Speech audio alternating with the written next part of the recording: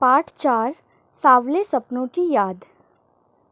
सुनहरे परिंदों की खूबसूरत पंखों पर सवार सावले सपनों का एक हुजूम मौत की खामोश वादी की तरफ अग्रसर है। कोई रोक तो सके कहाँ संभव है। इस हुजूम में आगे आगे चल रहे हैं सालिम अली, अपने कंधे पर सैलानियों की तरह अपनी अंतहीन सफ़र का बोझ उठाए। लेकिन यह सफ़र पिछले तमाम सफ़रों से भिन्न है। भीड़ भाड़ की जिंदगी और तनाव के माहौल से सलीम अली का यह आखिरी पलायन है। अब तो वह उस वन पशु की तरह प्रकृति में विलीन हो रहे हैं जो जिंदगी का आखिरी गीत गाने के बाद मौत की गोद में जा बसा हो। कोई अपने जिस्म की हरारत और दिल की धड़कन देकर भी उसे लौटाना चाहे तो वह पक्षी अपने सपनों के गीत दोबारा कैसे गा सकेगा। मुझे नहीं लगता कोई इस सोए हुए पक्षी को जगाना चाहेगा। वर्षों पूर्व खुद सलीम अली ने कहा था कि लोग पक्षियों को आदमी की नज़र से देखना चाहते हैं। ये उनकी भूल है। ठीक उसी तरह जैसे जंगलों और पहाड़ों, झरनों और आबशारों को वह प्रकृति की नज़र से देखने को उत्सुक रहते हैं।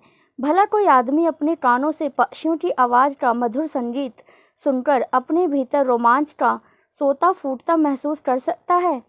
एहसास की अगर एक एक उबड़ खाबड़ जमीन पर जन्मे मिथक का नाम है सलीम अली।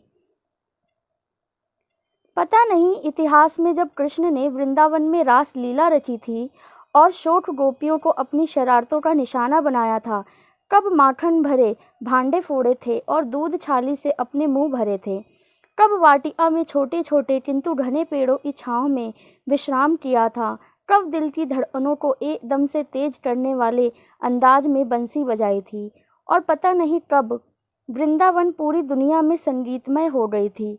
पता नहीं यह सब कब हुआ था, लेकिन कोई आज भी वृंदावन जाए तो नदी का सांवला पानी उसे पूरे घटनाक्रम की याद दिला देगा। हर सुबह सूरज निकलने से पहले जब पतली गलियों से उत्साह भरी भीड़ नदी की ओर बढ़ती है तो लगता है जैसे उस भीड़ को चीर और अचानक कोई सामने आएगा और बंसी बजाकर आवाज़ पर सब किसी के कदम थम जाएंगे। हर शाम सूरज ढलने से पहले जब वाटिका का माली सैलानियों को हिदायत देगा तो लगता है जैसे बस कुछ ही क्षणों में वे कहीं से आ टपकेगा और संगीत का जादू वाटिका के भरे पूरे माहौल पर छा जाएगा। वृंदावन कभी कृष्ण की बांसुरी के जादू से खाली हुआ है क्या? मिथकों की दुनिया में इस सवाल का जवाब तलाश करने से पहले एक नज़र कमज़ोर काया वाले उस व्यक्ति पर डाली जाए जिसे हम सलीम अली के नाम से जानते हैं। उम्र को शती तक पहुंचने में थोड़े ही दिन तो बचे रहे हैं। संभव है लंबे यात्राओं की थकान ने उनके शरीर को कमज़ोर कर दिया हो और कैंसर जैसी जानलेवा बीमारी उनकी मौत का कारण बनी हो, लेकिन अंतिम समय तक मौत उनकी आंखों से वह रोशनी छीनने में सफल नहीं हुई जो पक्षियों की तलाश और उनकी हिफाजत के लिए समर्पित थी। सलीम अली की आंखों पर चढ़ी दूरबीन उनकी मौत के बाद ही तो उतरी थी। उन जैसा बर्ड वॉचर शायद ही कोई हुआ हो, लेकिन एकांत क्षणों में सलीम अली बिना दूरबीन के भी देखे गए हैं। दूर क्षितिज तक फैली जमीन और झुके आसमान को छूने वाली उनकी नज़रों में कुछ वैसा ही जादू था जो प्रकृति को अपने घेरे में बांध लेता है। सलीम अली उन लोगों में थे जो प्रकृति के प्रभाव में आने की बजाय प्रकृति को अपने प्रभाव में लाने के कायल होते हैं। उनके लिए प्रकृति में हर तरफ एक हंसती खेलती रहस्य भरी दुनिया पसरी थी। यह दुनिया उन्होंने बड़ी मेहनत से अपने लिए गढ़ी थी। इसके गढ़ने में उनकी जीवन साथी तहमीना ने काफ़ी मदद पहुंचाई थी। तहमीना स्कूल के दिनों में उनकी सहपाठी भी रही थी। अपने लंबे रोमांचकारी जीवन में ढेर सारे अनुभवों के मालिक सलीम अली एक दिन केरल भी साइलेंट वैली को रेगिस्तान हवा के झोंकों से बचाने का अनुरोध लेकर चौधरी चरण सिंह से मिले। वे प्रधानमंत्री थे। चौधरी साहब गांव की मिट्टी पर पड़ने वाली नदी की पहली बूंद का असर जानने वाले नेता थे। पर्यावरण का संभावित खतरों का जो चित्र सलीम अली ने उनके सामने रखा उसने उनकी आंखें नम कर दी। आज सलीम अली नहीं है, चौधरी साहब भी नहीं है। कौन बचा है जो अब सौंधी मिट्टी पर उगी फसलों के बीच एक नए भारत की नींव रखने का संकल्प लेगा? कौन बचा है जो अब हिमालय और लद्दाख की बर्फीली ज़मीनों पर जीने वाले पक्षियों की वकालत करेगा। सालिम अली ने अपनी आत्मकथा का नाम रखा था फॉल ऑफ ए स्पैरो। मुझे याद आ गया, D.H. लॉरेंस की मौत के बाद लोगों ने उनकी पत्नी फ्रीडा लॉरेंस से अनुरोध किया कि वह अपने पति के बारे में कुछ लिखे। फ्रीडा चाहती तो ढेर सारी बातें लॉरेंस के बारे में लिख सकती थी, लेकिन उसने कहा, मेरे लिए लॉरेंस के बारे में कुछ लिखना असंभव सा है। मुझे महसूस होता है मेरी छत पर बैठने वाली गोरैया लॉरेंस के बारे में ढेर सारी बातें जानती है, मुझसे भी ज़्यादा जानती है। वो सचमुच इतना खुला और खुला दिल का आदमी था।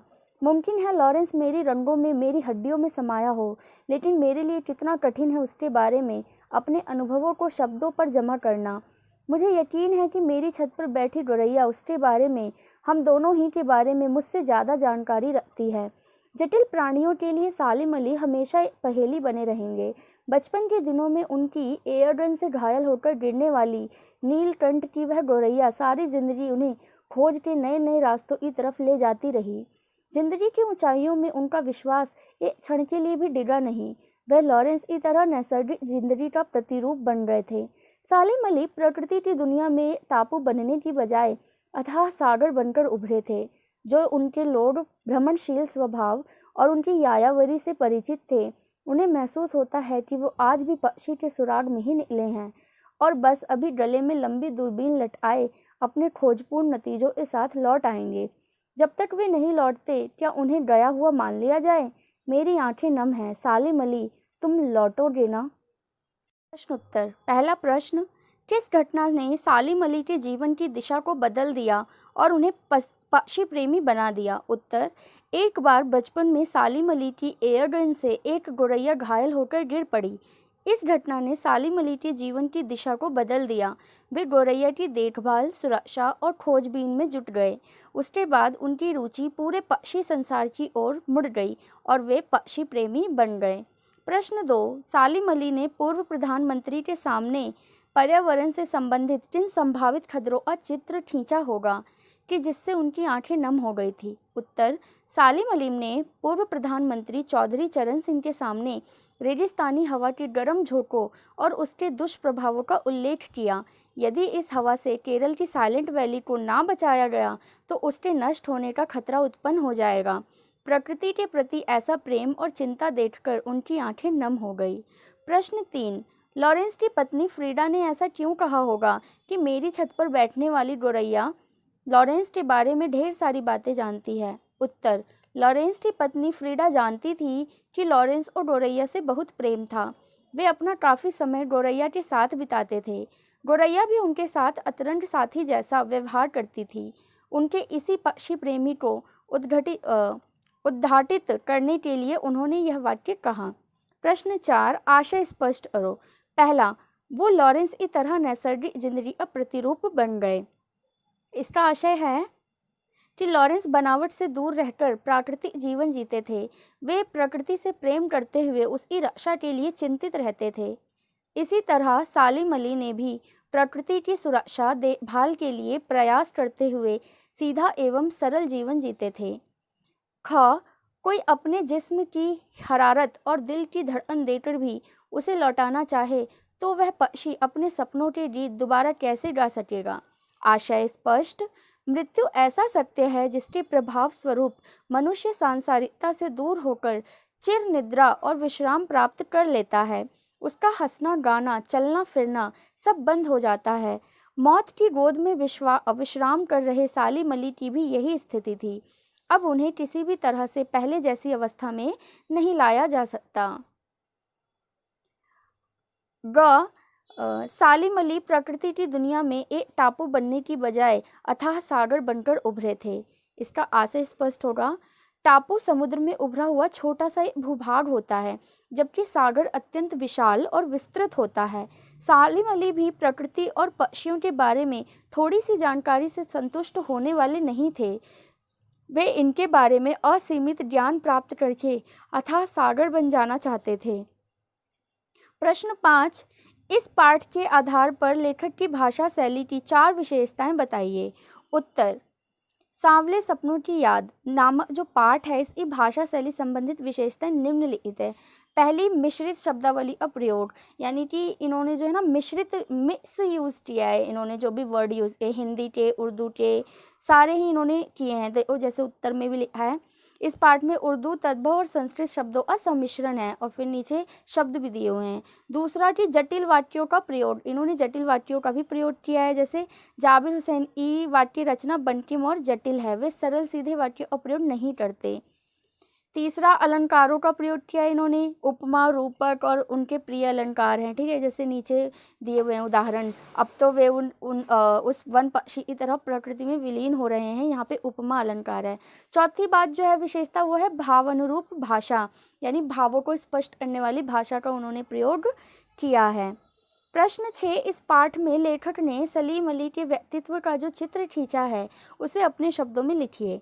उत्तर, लेखक ने सलीम अली का जो चित्र खींचा है वह इस प्रकार है। सलीम अली प्रसिद्ध पक्षी विज्ञानी होने के साथ साथ प्रकृति प्रेमी भी थे। एक बार बचपन में उनकी एयरगन से घायल होकर नीले कंठ वाली गोरैया गिरी थी।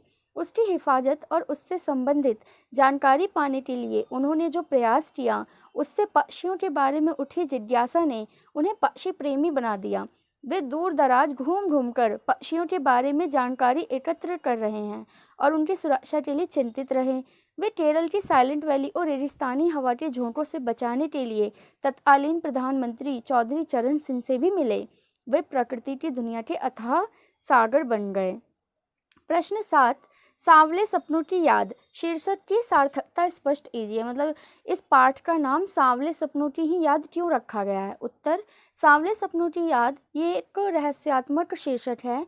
इसे पढ़कर पाठक जिज्ञासा से आतुर हो जाता है कि कैसे सपने, किसके सपने, कौन से सपने, ये सपने सांवले क्यों हैं, कौन इन सपनों की याद में आतुर है, इत्यादि। जो सांवले सपने मनमोहक इच्छाओं के प्रतीक होते हैं। ये सपने प्रसिद्धि पक्षी प्रेमी सलीम अली से संबंधित है। सलीम अली जीवन भर सुनहरे पक्षियों की तरह खोए रहे, वे उनकी सुरक्षा और खोज इस सपने में खोए रहे।